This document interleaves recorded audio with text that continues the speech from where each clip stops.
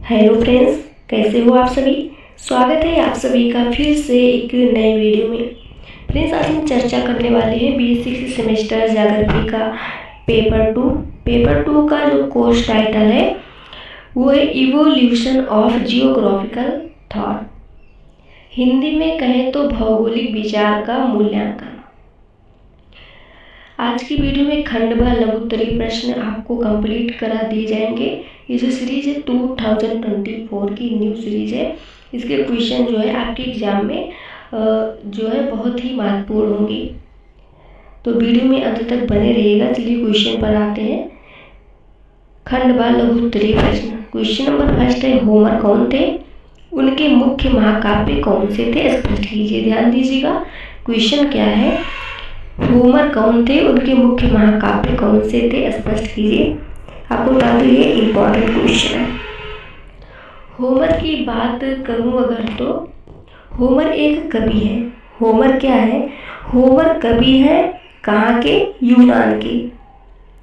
Homer जो है, Homer यूनान के कवि हैं। इन्होंने 2 महाकाव्य लिखा है। इन्होंने 2 महाकाव्य लिखा है। पहले का नाम है इलियड और जो दूसरा महाकाव्य है वो है ओडिसी।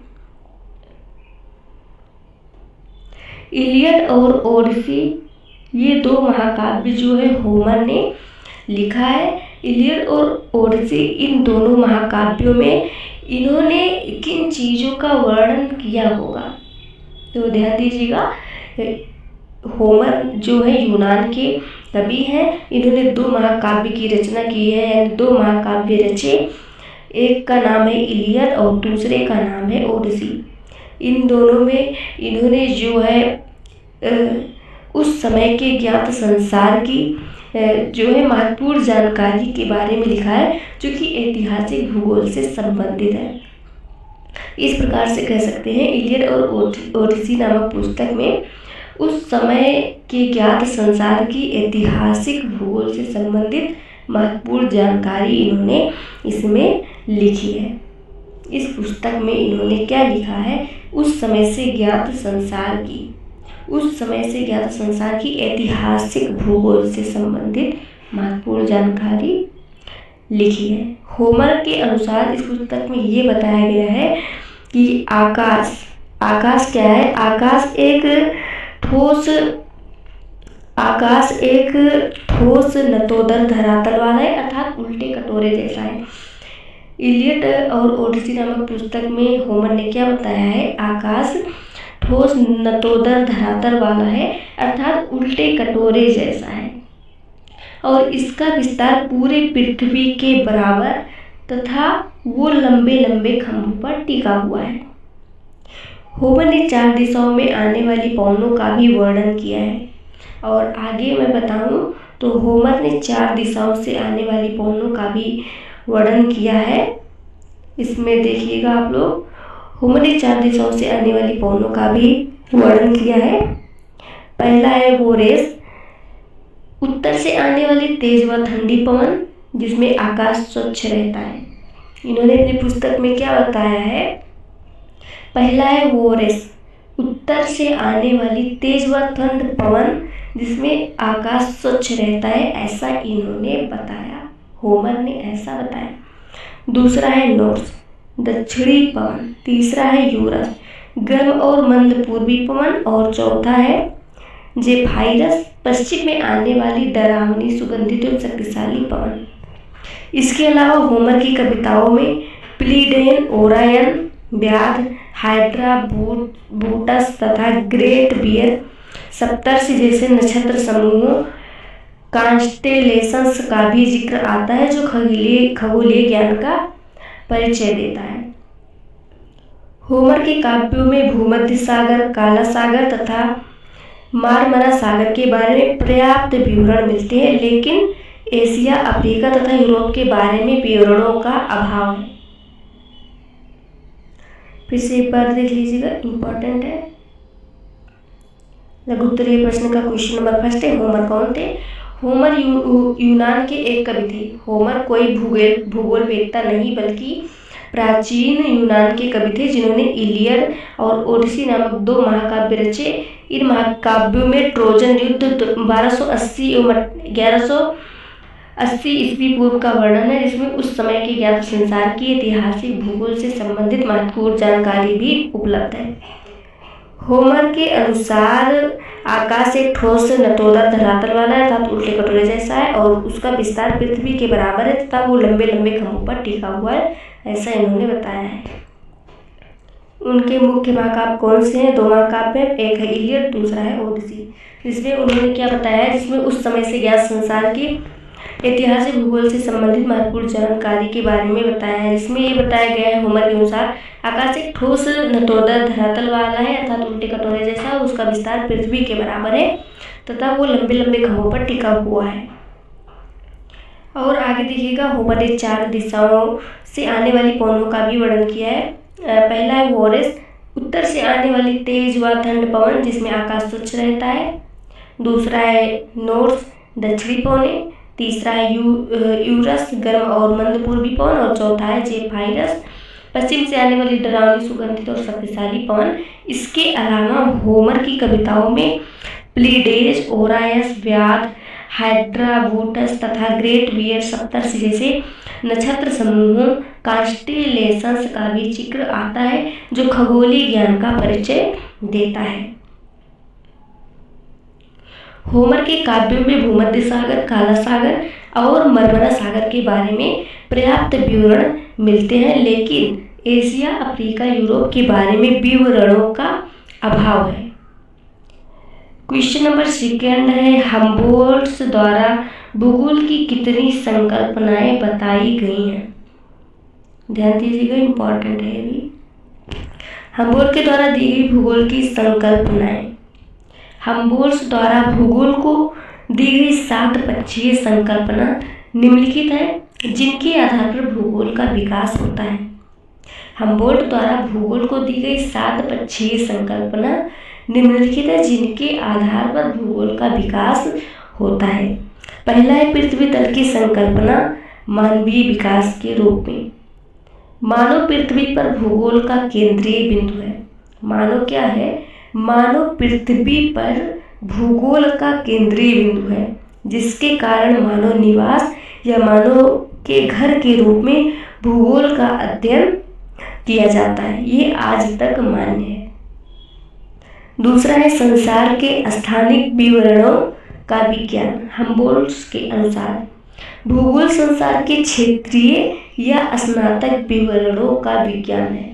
हम्बोल्ट्स के अनुसार बताया गया है भूगोल संसार के क्षेत्रीय स्थानक वितरणों का विज्ञान है।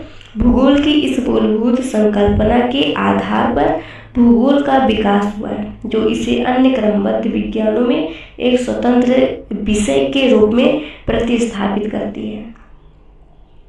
इसके अंतर्गत केवल प्राकृतिक या भौतिक तत्वों का ही नहीं बल्कि संसार का अध्ययन होता है, अर्थात पृथ्वी तल का जिस पर मानव का निवास है। पृथ्वी तल का जिस पर मानव का निवास है, इस तरह यह विश्व कॉस्मस का विज्ञान है, जिस पर उन्होंने कॉस्मस नामक ग्रंथ भी लिखा है। तीसरा है सामान्य भूगोल का ही नाम भौतिक भूगोल है। हम्बोल्ट्स सामान्य भूगोल के लिए भौतिक भूगोल शब्द का प्रयोग करते हैं, जिसके अंतर्गत मानव के अध्ययन को भी शामिल किया गया। बाद में भौतिक भूगोल और मानव भूगोल दो शाखाओं में बंट गया, यानी कि बाद में भौतिक भूगोल और मानव भूगोल 2 शाखाएं हो गई, किंतु हम्बोल्ट्स ने भौतिक भूगोल को मानव भूगोल के अधीन ही माना। चौथा है भूगोल संबंधों का अध्ययन है। भूगोल का उद्देश्य पृथ्वी तल पर भौतिक और मानवीय संबंधों का अध्ययन एवं जैव, अजैव और मानव प्रकृति के बीच संबंधों की विवेचना और व्याख्या करना है। भूगोल का उद्देश्य पृथ्वी तल पर भौतिक और मानवीय संबंधों का अध्ययन एवं जैव, अजैव और मानव प्रकृति के बीच संबंधों की विवेचना और व्याख्या करना है। 5वां है सांसारिक परिघटनाओं की समझ। सांसारिक परिघटनाओं के समाकलन के लिए जटिलता का सामना करना पड़ता है। सांसारिक परिघटनाओं के समाकलन के लिए जटिलता का सामना करना पड़ता है, अतः इसे समझने हेतु इसे कम जटिल खंड समाकलनों में विभाजित करके उसका अध्ययन करना चाहिए। ये अनुसंधान का सबसे ऊंचा और सतत उद्देश्य है। सांसारिक परिघटनाओं की समझ में क्या बताया गया है? सांसारिक परिघटनाओं के समाकलन के लिए जटिलता का सामना करना पड़ता है, अतः इसे समझने हेतु इसे कम जटिल खंड समाकलनों में विभाजित करके उसका अध्ययन करना चाहिए। ये अनुसंधान का सबसे ऊंचा और सतत उद्देश्य है। 6 पॉइंट है भूगोल में परिघटनाओं की विषमांगता। हमबोल्ट ने अन्य क्रमबद्ध विज्ञानों से भूगोल को अलग बताया। हमबोल्ट ने अन्य क्रमबद्ध विज्ञानों से भूगोल को अलग बताया क्योंकि उनके विपरीत भूगोल में अध्ययन की जाने वाली परिघटनाओं में विषमांगता होती है। 7वां है प्रकृति की एकता। उनके अनुसार प्रकृति एक ऐसा समन्वय है जो सृष्टि की समस्त वस्तुओं, चाहे वे रूप या गुण में काफी असमान ही क्यों न हो, का परस्पर सम्मिश्रण कर एकता की स्थापना करती है। इसे एकता की संकल्पना भी कहते हैं, जिसका अध्ययन भूगोल में किया जाता है। 7वां पॉइंट है प्रकृति की एकता। हमबोल्ट के अनुसार बताया गया है प्रकृति एक ऐसा समन्वय है जो सृष्टि की समस्त वस्तुओं, चाहे वे रूप या गुण में काफी असमान ही क्यों न हो, इसका परस्पर सम्मिश्रण कर एक एकता की स्थापना करती है। इसे एकता की संकल्पना भी कहते हैं, जिसका अध्ययन भूगोल में किया जाता है। विभिन्न यंत्रों का उपयोग। हमबोल्ट ने नई दुनिया के भ्रमण के दौरान 40 से भी अधिक प्रेक्षण यंत्रों का प्रयोग किया, जिसमें उन्नत दूरबीन, कालमापी, सेक्सटेंट, चतुर्थांश, चुंबक, साइनोमीटर, वायुदाबमापी, वर्षामापी एवं विभिन्न प्रकार के तापमापी आदि सम्मिलित हैं। इनके शुद्ध परिणाम पर ही हमबोल्ट के अभिलेख, शोध व संकल्पनाएं आधारित है, जो आज भी सकारात्मक अध्ययन के आधार स्तंभ है। विभिन्न यंत्रों का उपयोग फिर से देखिएगा। हमबोल्ट ने नई दुनिया के भ्रमण के दौरान 40 से भी अधिक प्रेक्षण यंत्रों का प्रयोग किया, जिसमें उन्नत दूरबीन, कालमापी, सेक्सटेंट, चतुर्थांश, चुंबक, साइनोमीटर, वायुदाबमापी, वर्षामापी एवं विभिन्न प्रकार के तापमापी आदि सम्मिलित है। इनके शुद्ध परिणाम पर ही हमबोल्ट के अभिलेख, शोध व संकल्पनाएं आधारित है, जो आज भी सकारात्मक अध्ययन के आधार स्तंभ है। क्वेश्चन नंबर 3 है अरस्तु की तर्क शक्ति व पद्धति आगमनात्मक थी, स्पष्ट कीजिए। ध्यान दीजिएगा, अरस्तु प्लेटो के शिष्य थे। अरस्तु प्लेटो के शिष्य थे। उनकी तर्क पद्धति आगमनात्मक थी, अर्थात विशिष्ट चीजों के प्रेक्षण से सामान्य निष्कर्ष तक पहुंचने की पद्धति थी। अरस्तु प्लेटो के शिष्य थे, लेकिन उनकी तर्क पद्धति आगमनात्मक थी, अर्थात विशिष्ट चीजों के प्रेक्षण से सामान्य निष्कर्ष तक पहुंचने की पद्धति थी। प्लेटो के विपरीत अरस्तु का मानना था कि चीजों में होने वाला भौतिक बदलाव इसलिए हो रहा है कि वे अपने आदर्श स्वरूप को प्राप्त करने की ओर अग्रसर हैं। प्लेटो के विपरीत अरस्तु का मानना था कि चीजों में होने वाला भौतिक बदलाव इसलिए हो रहा है कि वे अपने आदर्श स्वरूप को प्राप्त करने की ओर अग्रसर है, अर्थात अरस्तु संभवतः पहले ऐसे दार्शनिक भी हैं जिन्हें स्वदेशवादी टेलियोलॉजिस्ट माना जा सकता है। अरस्तु पहले ऐसे दार्शनिक थे जिन्होंने पृथ्वी के गोल होने के लिए प्रमाण खोजने का प्रयास किया।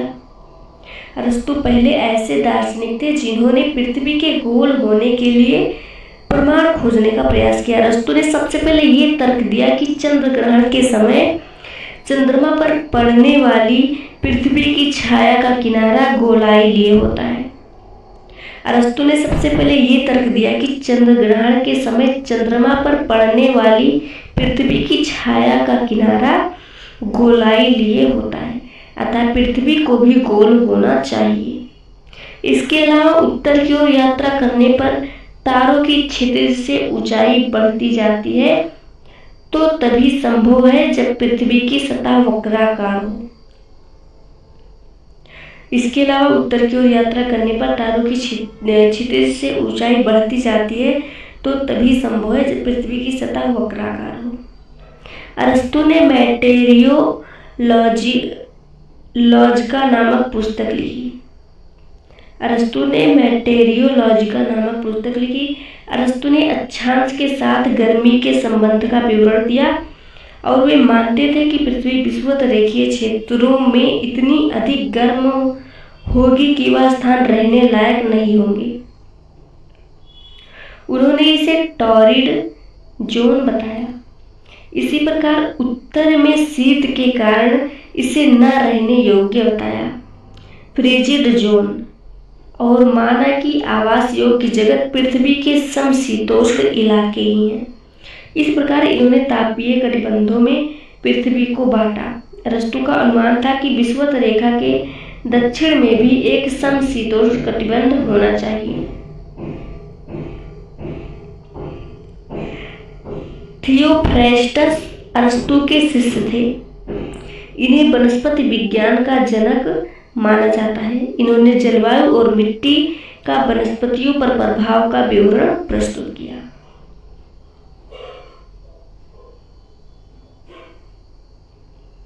क्वेश्चन नंबर 4 है, आधुनिक वैज्ञानिक भूगोल की स्थापना में जर्मनी को प्रथम स्थान दिया जाता है, स्पष्ट कीजिए। ध्यान दीजिएगा, आधुनिक वैज्ञानिक भूगोल की स्थापना में जर्मनी को प्रथम स्थान दिया जाता है।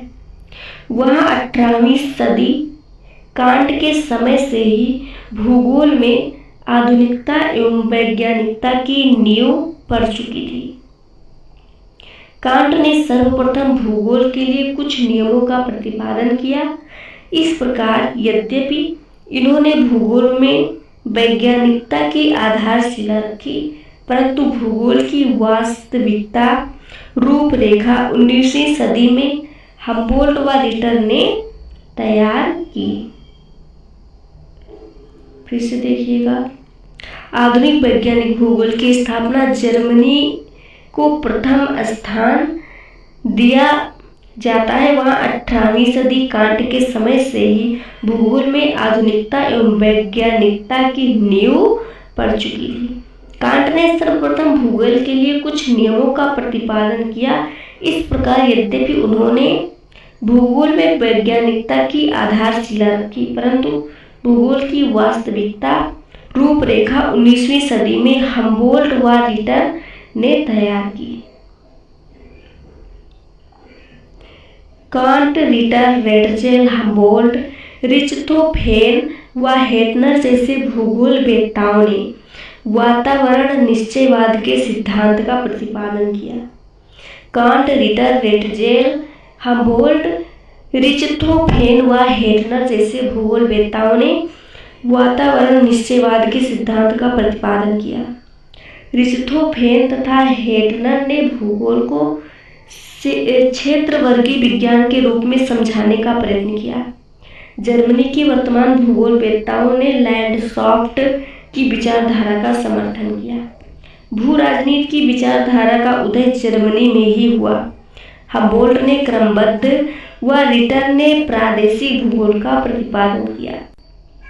हम्बोल्ट ने क्रमबद्ध और व रिटर ने प्रादेशिक भूगोल का प्रतिपादन किया। इसी प्रकार की अनेक विचारधाराएं जर्मन भूगोलवेत्ताओं ने प्रतिपादित की।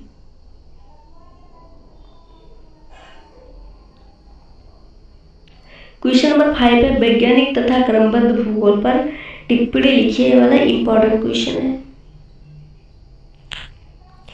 वैज्ञानिक तथा क्रमबद्ध भूगोल पर टिप्पणी लिखिए, ध्यान दीजिएगा। सबसे पहले देखेंगे वैज्ञानिक भूगोल। 18वीं सदी में रीनहोल्ड, फास्टर तथा जॉर्ज फॉस्टर ने वैज्ञानिक ढंग से पृथ्वी के विभिन्न भागों के भौगोलिक तथ्यों के प्रेक्षण किए, जिन्होंने तथ्यों को एकत्र किया, उनकी तुलना की, वर्गीकरण किया।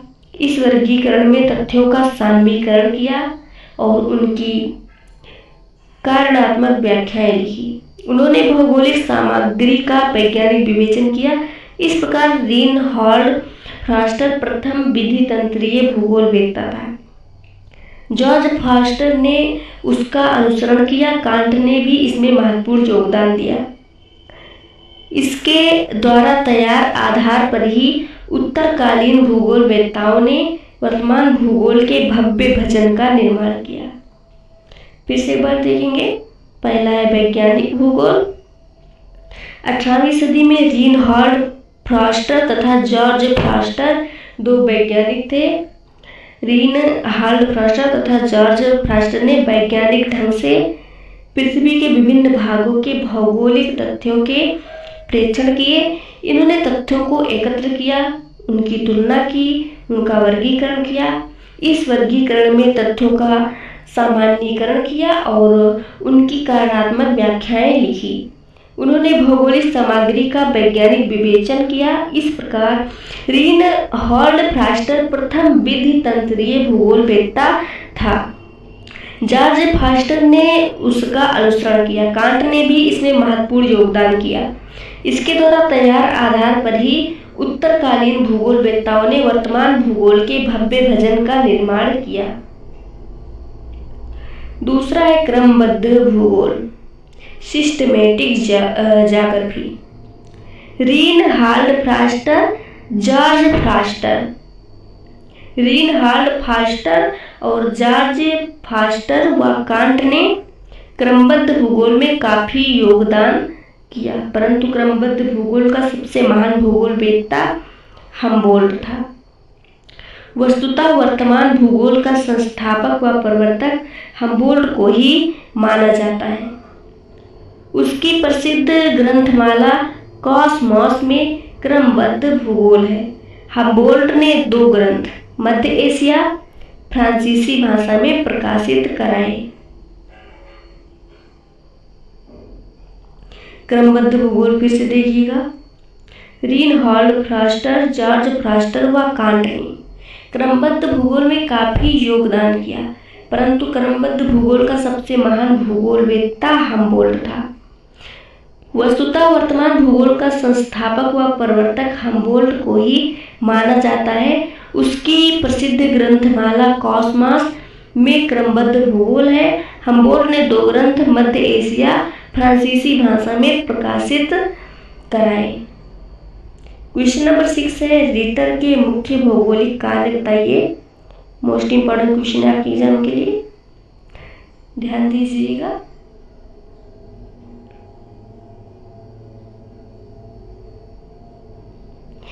रिटर के मुख्य भौगोलिक कार्य बताइए। रिटर ने अपने जीवन काल में कई ग्रंथ, मानचित्र और बहुत से शोध पत्र प्रकाशित किए तथा कई संस्थानों एवं भूगोल विभागों में अध्यक्षीय भाषण भी हुए।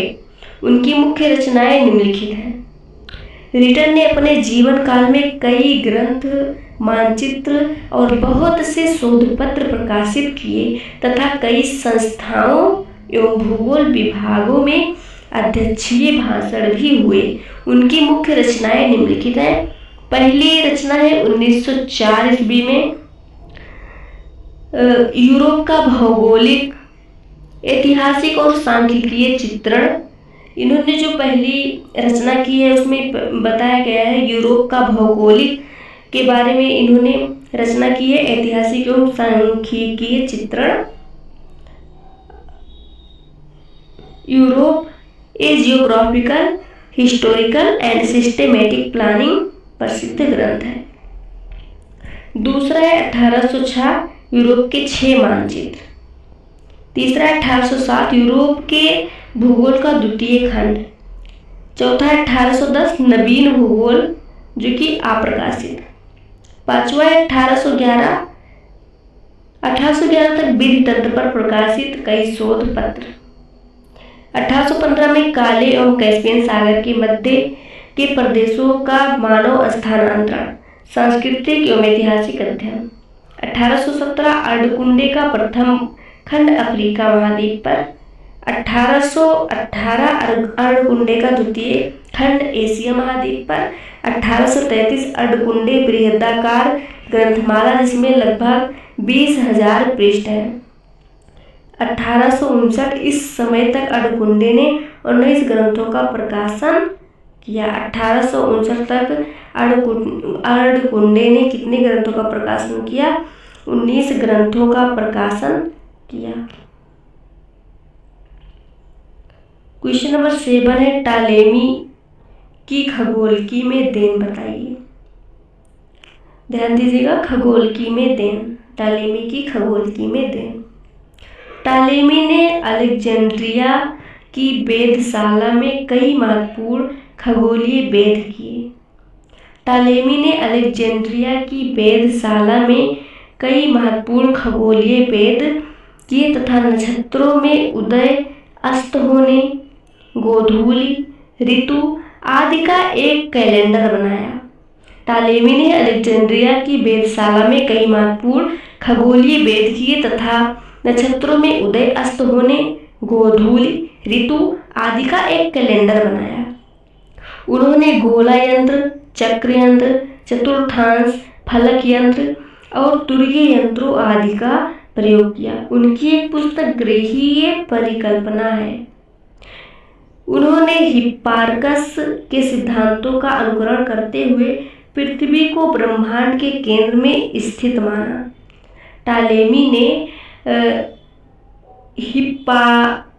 हिप्पार्कस के सिद्धांतों का अनुसरण करते हुए पृथ्वी को ब्रह्मांड के केंद्र में स्थित माना है, जिनके चारों ओर सभी आकाशीय पिंड परिक्रमा करते हैं। इन्होंने 1022 नक्षत्रों की सूची बनाई।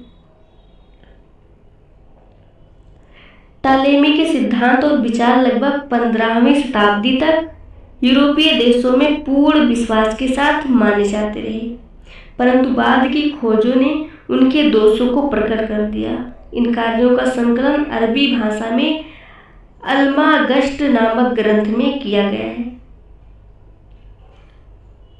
टालेमी का प्रभाव। टालेमी के मानचित्रों के आधार पर कोलंबस ने गोल पृथ्वी पर भारत पहुंचने के लिए पश्चिम की ओर समुद्री यात्रा आरंभ की और अमेरिका एक नई दुनिया की खोज की। टालेमी के मानचित्रों के आधार पर कोलंबस ने गोल पृथ्वी पर भारत पहुंचने के लिए पश्चिम की ओर समुद्री यात्रा आरंभ की और अमेरिका एक नई दुनिया की खोज की।